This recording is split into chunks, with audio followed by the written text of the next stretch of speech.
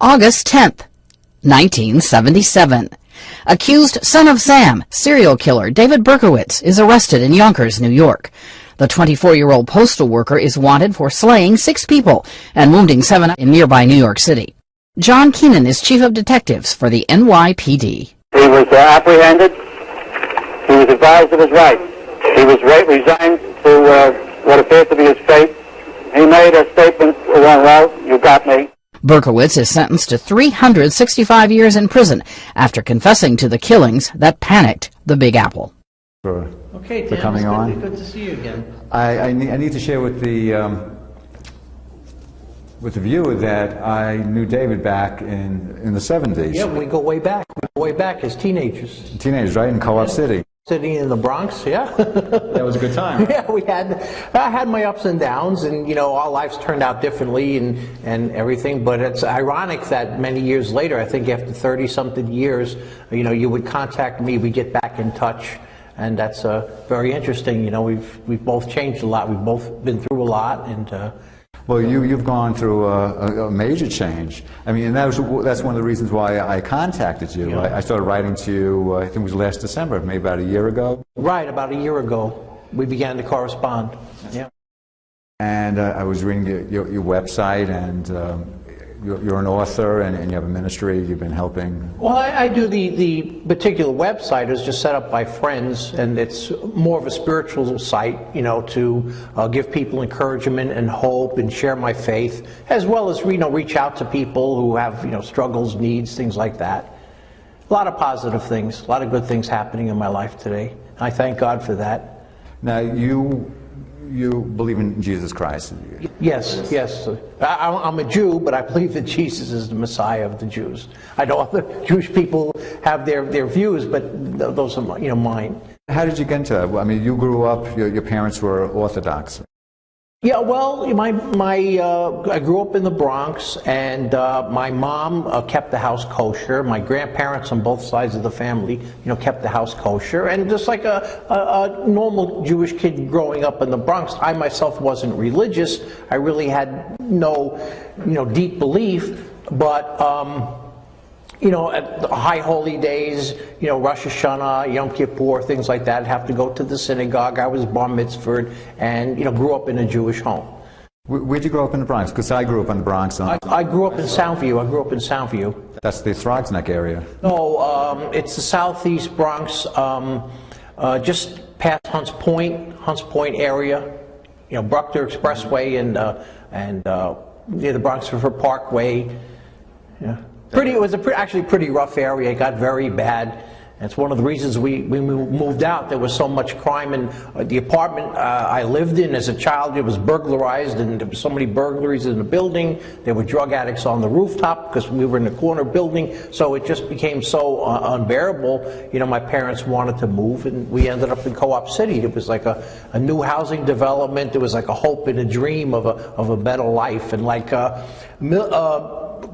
tens of thousands, really, of middle-class people, you know, that were in better areas of the city. You know, they made their journey to Co-op City to start a new life. That's right. Yeah. And the Bronx really changed. Oh yeah, the Bronx changed. Yeah. Mm-hmm. Right. There was a huge influx. I know I grew up on Grand Avenue in the West Bronx, and my building was pretty much destroyed. Yeah, that area was very, very bad. Yeah, sure. It's yeah. So when I moved to Co-op City, I think I was starting high school. So you were born in '53. So yes, 1953. So you're going to be 56 years old this year? Yes, yeah. Mm-hmm. Right. And so when we were hanging out at Co-op City, I mean, I knew you from outside because we used to hang out with the other teenagers. Yeah, yeah. Mm-hmm. Mm-hmm. And now you were, what I most recall about you was that you were a member of the Firemen's Auxiliary Corps and the Police Auxiliary Corps. Right, I was.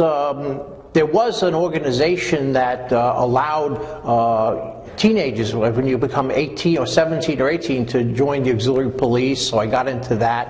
I had always had an interest in being a fireman. You know, you're a kid growing up in the Bronx, and I had met some other kids that had similar interests, so we kind of hooked up. You know, you had your group of friends you stayed with, I had mine, and so we had similar interests. Yeah, I was an auxiliary police member for in the 45th precinct for just a little while, because I went into the Army, and then that all was, you know, gone. So as an auxiliary policeman, I guess that's what you wouldn't call it. What was your job? Actually, we didn't have one.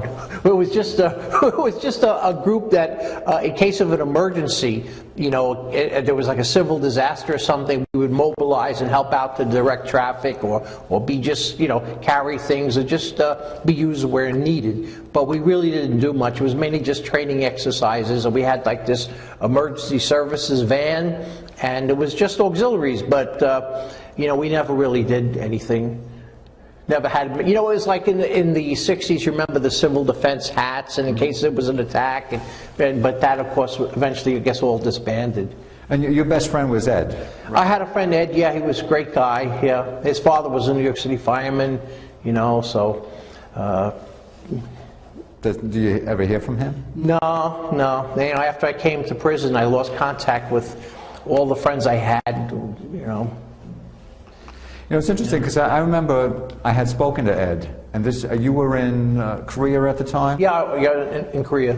And I distinctly remember him telling me that, because I asked him about you, and he said that you were having some problems in Korea or in the Army. Well, I guess with depression, you know, I had, you know, my life as, you know, as in my teen years, adolescence, I mean, I had various emotional struggles and problems and things, you know, with depression.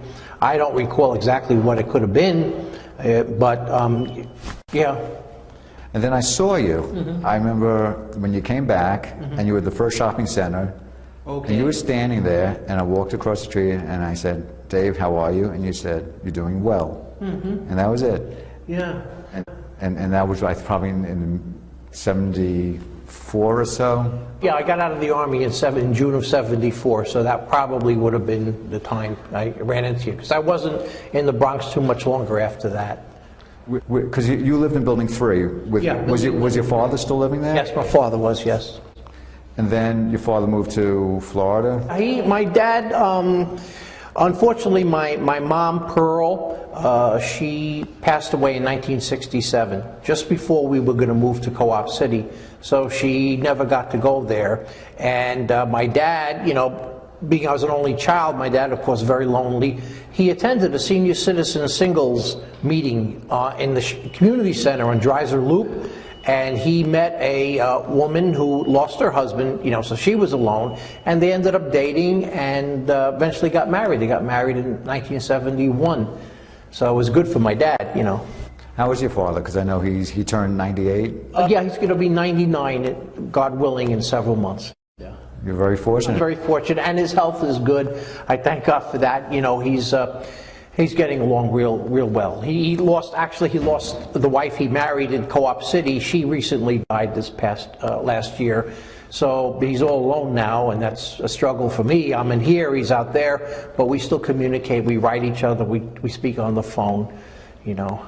Are there any other family members that he can talk to? No, I have some family members, but we're some estranged from them. You know, after what happened, they left, and I can't blame them. You know, I destroyed those relationships and regret that, but that's what happened, you know.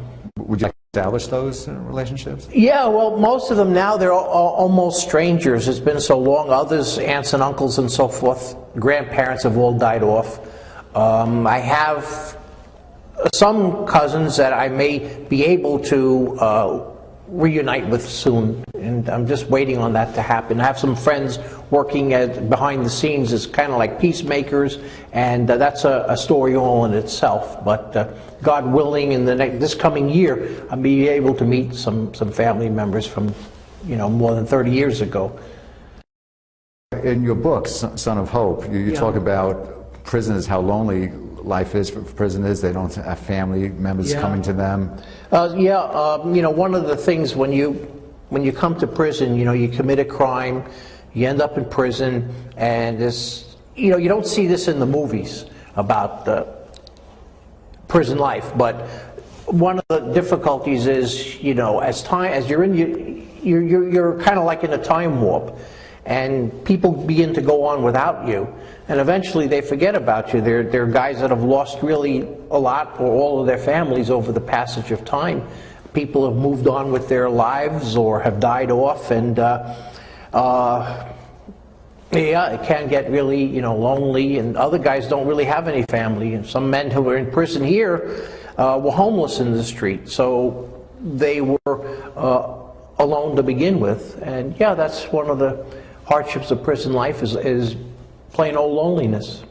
So have you been able to help them with your ministry? Well, I try to encourage the men. I work in the mental health unit in the afternoons, and one of the cell blocks that have special needs men, I'm allowed to work with them. I've been doing that for many years now, and I try to talk to them like a peer counselor, just to be a friend and a listening ear. I encourage them, they encourage me, because I need as much encouragement too to keep going. That's what we have, the fellowship in the chapel, the men that get together at nights or the weekends for Bible study, prayer meeting, worship services. We all try to encourage one another. There's like a sense of camaraderie, and it's all very positive, and we try to lift one another up through, the Word of God, reading the Bible together, praying together, just like you'd find in a church or synagogue, a kind of a fellowship. Now, when you felt lonely when you were in Co-op City, then you moved to Yonkers, and you were still feeling lonely? Well, yeah, that's a story in itself. I had a lot of personal struggles. My life began to unravel in many ways. Yeah. And let's put it this way, it's been a long journey. Right. Kind of like what I think